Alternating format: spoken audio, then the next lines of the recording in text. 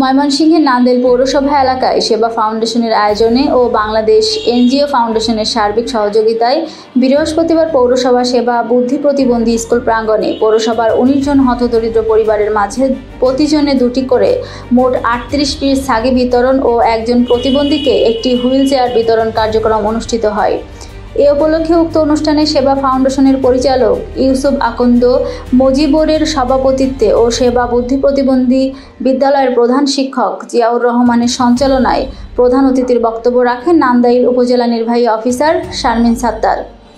এছাড়াও বক্তব্য রাখেন দৈনিক আজকের পত্রিকার নান্দাইল উপজেলা প্রতিনিধি মিন্টু মিয়া, বিএনপি নেতা সাইদুর রহমান ফারুক, সেবা ফাউন্ডেশনের যুগ্ম মহাসচিব রিয়াদ সরকার সহ প্রমুখ।